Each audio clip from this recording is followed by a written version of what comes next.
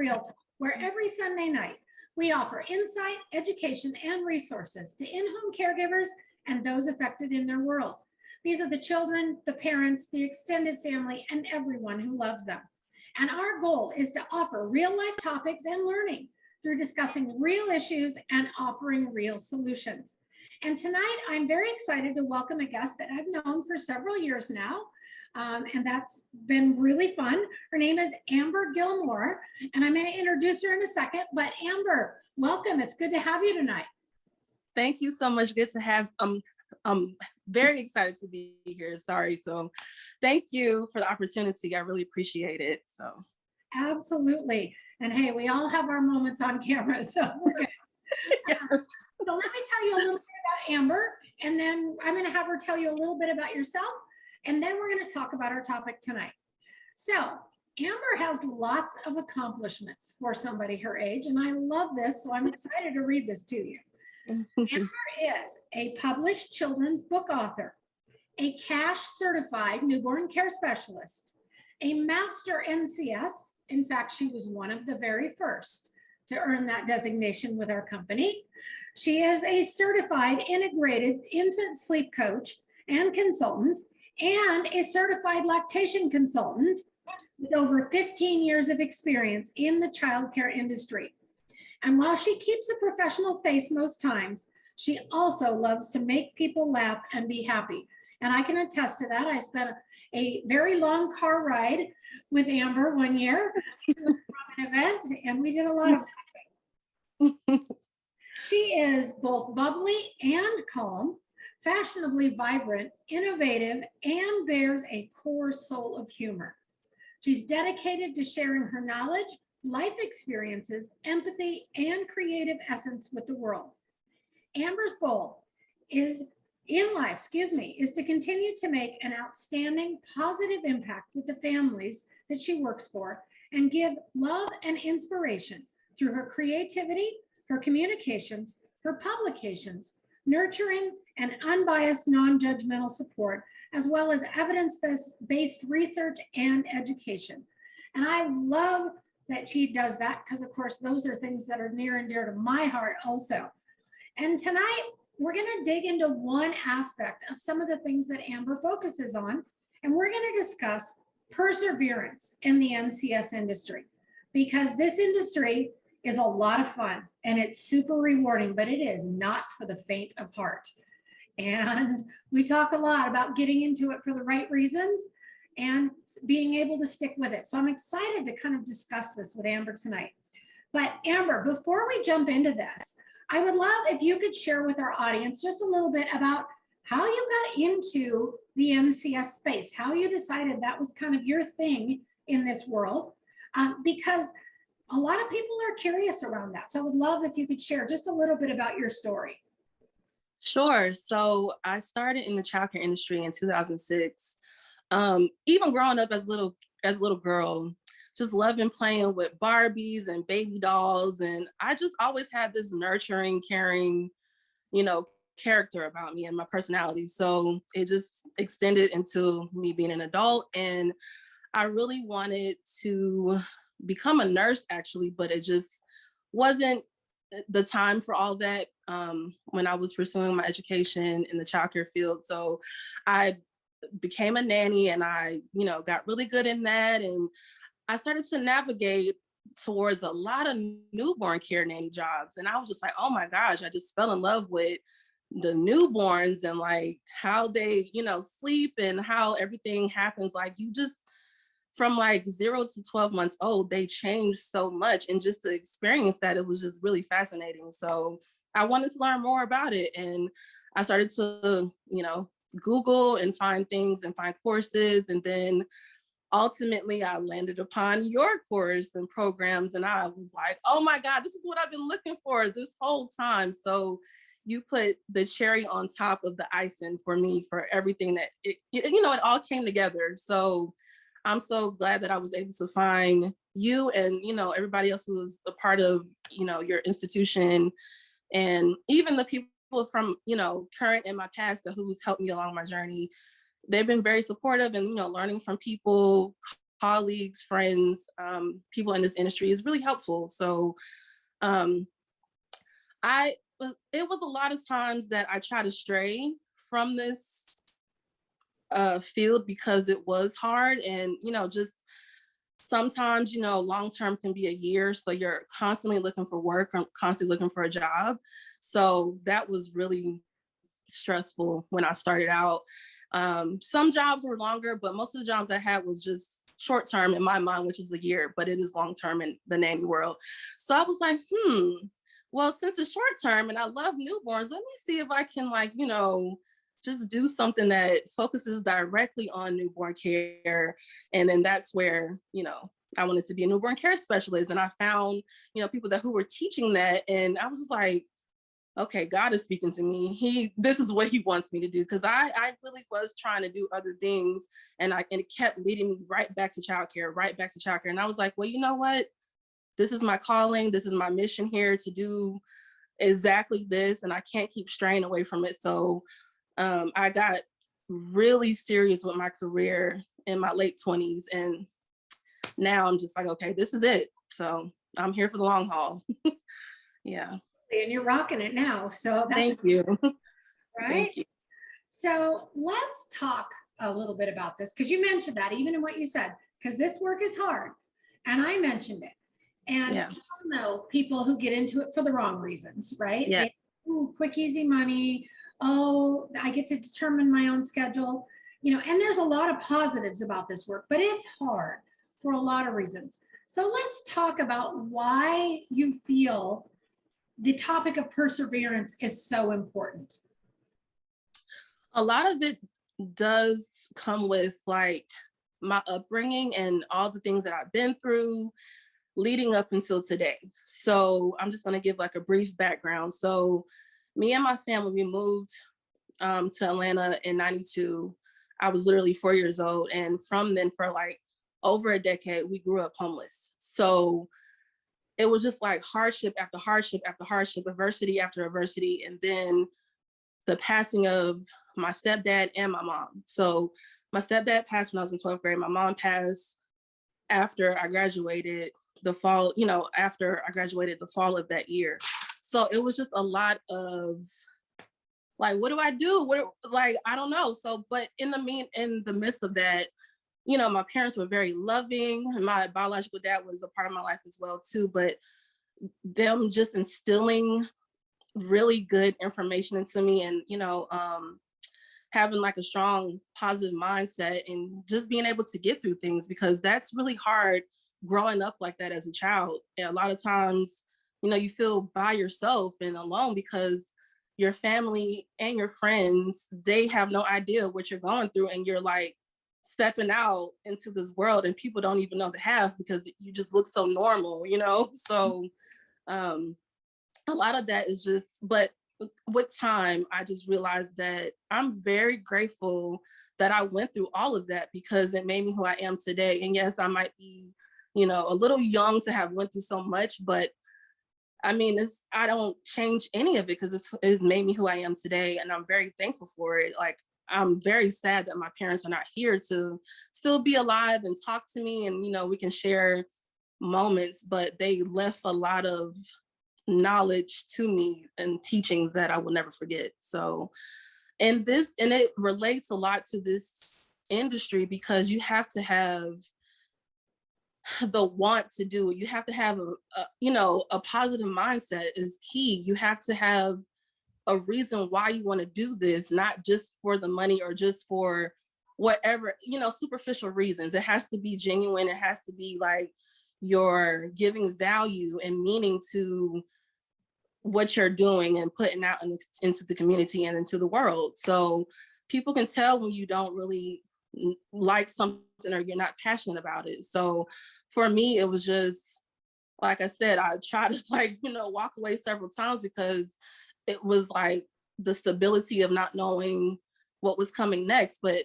I finally got the hang of it and I realized that, oh, this is exactly what I'm supposed to be doing because I'm only supposed to be here for a short period of time, but make a huge impact in that short period of time that I'm with these families and babies. So that made sense. And then just, like I said, having gratitude and appreciating what you go through. So a little quick example of that, from my stepdad to my mom and to my father. I feel like me and my brothers were giving the gift of preparation, right? So that just means like they didn't instantly pass away. They became sick, unfortunately, but it it kind of centered on the fact that, okay, make every day count, cherish moments, do things that count so you can have these moments forever, even if, if the situation was different, if they, did not pass away from their sickness, still the same thing remains. Like, just be prepared and do all that you can to be there, because life is so precious and nothing is promised. So just make it your goal, if you have the time, and to be there. And I guess what I'm trying to say, just be present and do not live with regrets, remorse, and guilt because you weren't present when something as extreme was happening in your life like that. So yeah. And you know what, that's a lot of great stuff for all of us to think about and remember, whether we faced adversity. I mean, all of us have some form of diversity. Yes. Life is that way. You have clearly had more than your fair share, to use a cliche, right? You got some tough goes. And when you first started sharing all that with me a few years ago, I was like, holy cow, how does somebody come out of this with a positive attitude? So I would love for you to maybe share a tip or two with our audience, how, in spite of the adversity, in spite of the challenging situations that you encountered, in spite of losing loving parents early on in life, what did that do for you in terms of helping you really kind of look forward and set goals and move into what you wanted for your life? So it really just came down to me just wanting more and to prove that I'm not a mistake. I'm not a mistake. And when we first moved to Atlanta, I almost drowned at 4 years old. And one of my mom's friends saved my life. I literally remember slipping into the pool and looking around, hearing everybody screaming and everybody getting out the pool. And my mom's friend literally dove in the pool and saved my life. So thank you for that, wherever you are. But I just know that from that moment, I wasn't an accident. I'm supposed to be here and share my life purpose and story with people. So that's one positive thing that I can definitely take away from that. And the fact of the matter is that I'm on a mission, and I want to share that mission with people. And I want people to understand and realize that they're not alone, regardless of how extreme. In my case, it was extreme, but like you said, everybody has adversity that they go through.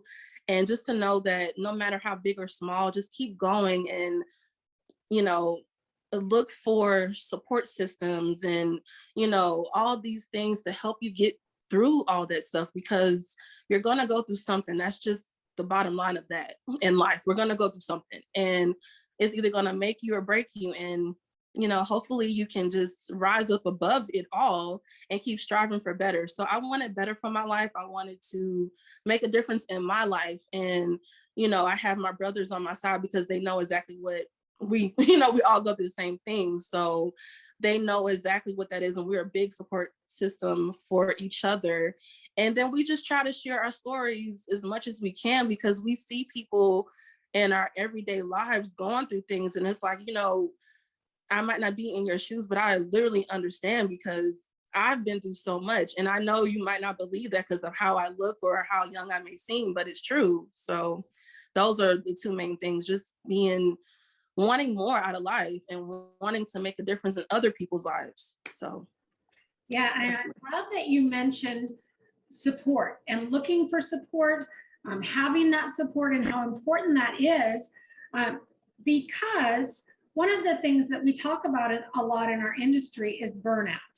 This work is hard. It's hard on your body. It's hard on your social life. It's hard on your mental health sometimes, because we're putting in a lot of long hours and we're supporting families through a very emotional time in their lives. Usually it's a really positive time, but there's still a lot of emotion around that. And having that support when you are facing that stress, or as you mentioned right in the beginning, when you're looking for jobs all the time and the stress that that can create. So what suggestions do you have for people who maybe are in this and are either facing a little bit of burnout, or you want to offer them ideas to prevent burnout? Where can they find support, or what should they think about if they're looking around and going, hey, I'm not sure what to do? Yeah, so one thing about caregiver burnout, it kind of sneaks up on you. You don't realize you're going through it until you're in the midst of it. And in particularly my case, this is just from my experience. I was having mood swings. I was irritated. I was agitated. I was tired, missing meals, just all these things. And it's just like, oh my God, I just need a break. And it's like, sometimes you will reach your breaking point and it's like, okay, regroup, gather yourself and see what you can do to help yourself get through this. So having a support system, either friends, family, venting to them, sharing with them, your experience, but making it a point to not overload them with your complaints and life problems, because everybody is going through something. Mm-hmm. So, have a limit and have boundaries with that, with how much you share and vent to people, because they're there, but they're not going to be there 24/7 with you, holding your hand and every day giving you the same advice. So have limits with that, and then find other supportive groups where you can meet up with some people locally or virtually, and be very specific with the type of care and attention that you need. So in our case, if you are grieving, or you're just trying to figure out how to balance stuff, find groups that cater to grieving people, find groups that cater to, helping you out at your home, delegate your duties at your own home, because you're not going to come home and do everything that you were doing at your job. You need a break. So hire cleaners, look for a therapist who specializes in whatever you're going through, either depression, anxiety, grief, anything. They have all those specific categories, and that relates to a lot of the things that we do as newborn care specialists. Like, we always recommend or suggest to parents, hey, look for a specialist so they can really help you with whatever problems your baby is experiencing, versus just going to any old doctor and getting advice, because sometimes unintentionally they give you advice and they might not exactly know that that's the right or wrong thing to recommend for your situation.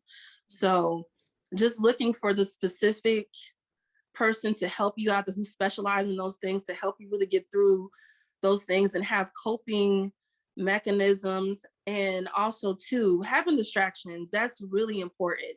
I know when I was going through just working and looking after my parents and with their sickness, I had to have distractions, or else I was going to go, go off the wagon a little bit. So I had to schedule time with my friends and family and just take the load off sometimes. And, when you were hosting your retreats, that helped me a ton. Just being around other people and hearing other things besides being in my own world and dealing with my own problems. Like, it's just really helpful to just take a load off and, just, converse with people, be happy, crack jokes. That's a lot of the reasons how me and my brothers got through a lot of things. When we look in hindsight with a lot of things, we crack jokes about it, because that's how you have to just get through life sometimes, by laughing. So a lot of stuff was very serious and heartbreaking, but the things that we can laugh about, we do, and we make jokes about it. And, it's just one of those things that's a support mechanism too, just being able to laugh at the things you went through, because it's a part of who you are, and you shouldn't want to change that, even with major losses. Like, I cherished my parents when they were here and when they were sick, because I made sure even before and during that I was present, and I wanted to make sure that I was there. And you have to realize too that a lot of things you will miss out on, but you have to remember that opportunities that are meant for you will never pass you by as long as you put in the work and, strive to be better than you were yesterday. And, just compete with your old self, not with anybody else, just compete with you. So I think those are really supportive things and things to remember when you're going through anything that's hard for you. So. Yeah, no, that's great. And I love a couple of things that you mentioned. You mentioned therapy. I think almost all of us at one point or another can benefit from that. And that there are specialized people. And that's actually one of the things that I hear a lot in our industry, in the broader spectrum of the whole birth work industry, is that having somebody that you can offload to when you've been providing support and care for a family, having someone that you can turn around and utilize in that same way is super important. And hanging out with friends and laughing, highly underrated. That Yes. There's a lot of value in that, and a lot of value in laughter. And we talk about this a lot in our industry, but not a lot of people are very good at applying it or making it happen. So I would love if maybe you can share just a little bit about some of the things that you do specifically around self-care. And what I mean by that is we talk about all these things. We support families all the time, but we also have to be intentional about doing things to support ourselves. So what kind of things do you do, Amber? Well, for one, I love getting massages. I love going to the spa. That's the most relaxing thing that you can do to relieve a lot of stress. Mm-hmm. Of course, making sure you get nutritious meals and staying hydrated and getting rest. Like, we can work very long, tiring hours, and just taking a day or two to just sleep in, it's self-care. Making sure you bathe and making sure you wash your hair, do your hair, all the basic simple things that people overlook sometimes is the main things that needs to be brought right back into focus to take care of yourself. If you can get away for a second, take a short trip to get away from whatever's bothering you at your home. You have to have distractions, just like relating back to us being newborn care specialists. When a baby is upset or fussing or just anything, we do everything in our power to distract that baby to stop fussing or crying, and we distract them with positive things to present to them, or just whatever the case may be, even with parents too. So it's the same thing for us. It's the exact same thing for us. Ask for help, have activities, of course, exercise if you can. My exercising is dancing. I love dancing. So that's a big stress reliever for me. And with you doing all these things, like I said, of course, spending time with friends and family, and boxing classes too. That's also a good one too. Just anything to relieve stress and anger that may be built up. All of those things really help you to center yourself again. And you take those little mini breaks, you can go back out in the world and keep on fighting and keep on striving and pursuing your goals. So that really is the key, even in the midst, and personally, in the midst of when I was going through all this stuff, those were the exact things that helped me to keep pushing ahead. Even the times that I didn't even want to come or do something. And I remember in particular, you was like, hey, we can, ride together to this retreat. And I almost didn't come because I just was like so stressed out with everything. And I'm like, thank you. I really appreciate you just supporting me with that. And, we got to bond, and that was really special to me. So thank you for that. But that's the type of support that I'm talking about. Just when you least expect it, somebody is there to help you out. And that's self-care too, because if you're not looking out for yourself, somebody else is looking out for you. So that's a part of it too. And it's really important. So just make sure you take time for yourself. It's really important so you can keep on going and keep moving forward. Yeah, and you brought up a great key point, which is recognizing what works for you. You commented, I love to get a massage. That works really great. I have another friend who's an NCS, and she loves float spas. Now that's like torture. Being enclosed in the water in the dark. And I'm a diver. So if I'm not hanging with babies, I like to hang with the sharks. But not in the dark and not in a little tiny enclosed space. Forget it. That's a nightmare to me. But each of us knowing what that is. is a really key component. So that's great. We have already talked about a ton and we're almost out of time, but do you have anything final that you'd like to leave everybody with that really to get them thinking? Yes. So just know that no matter what you're going through in your life, you're not alone. And you may feel alone because there were many times that I felt alone, but I had to step outside of myself and realize that the world does not revolve around me and I can find solutions to things that may not even, you may not think that there's a solution to it. Like, just coping with things and what can you take from the things that you're going through? What can you take from the things that you're currently going through? All the adversity that you're going through and the goals that you're accomplishing. What can you take from all that? And what can you give to this world and give to yourself and learn from that and it stick to you? A lot of times too, it all depends on, how we say, baby's temperament, they might be fiery and feisty, or they might be calm, going and reserved. That's the same thing with us too. It depends on your character and personality and your temperament to know how you're going to get through things. So once you know yourself and get to really know yourself and sit in that, and you can get through a lot of things, but you have to know that at any given time of your life, you will go through something. You have to try to stand tall in it, try to find support, self-care, and knowing that you can walk through the pain and still come out okay in the end. And then make sure that you find a reason to laugh and smile and be grateful for still being alive and being here, because you're not an accident. I'm not an accident. Nobody's an accident. So make the best of your life and keep on living. That's really all I got, So Perfect. yeah. Well, thank you for sharing that with us, Amber, and thank you for being really open and sharing your story. Because I hope people are inspired by that. I know it inspires me when I think about it. And I love that you have such a positive attitude about things. And you're like, look, things are tough, but I am going to find a way to achieve my goals. And you have really done that. I'd love to see some of the things that you've done and see you featured in the media and all kinds of good stuff. So that's been phenomenal. And so really, thank you for joining us tonight and sharing. I know our audience is really going to get some great stuff out of this. Thank you so much, Tanya. It was a very great opportunity to be here and share my experience. And I really appreciate it. And I hope that I can touch a lot of people with this story. Thank you so much. Absolutely. I know you will.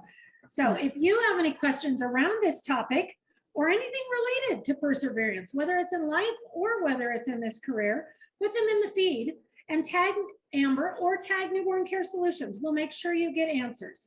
And if you're watching this on replay, you can always catch this and any of our other segments by going to our website, newborncaresolutions.com, and clicking on the education tab, or check out our YouTube channel. Simply put Newborn Care Solutions Real Talk into the YouTube search engine and it all comes up. Thank you for joining us tonight and have a great evening. Bye-bye.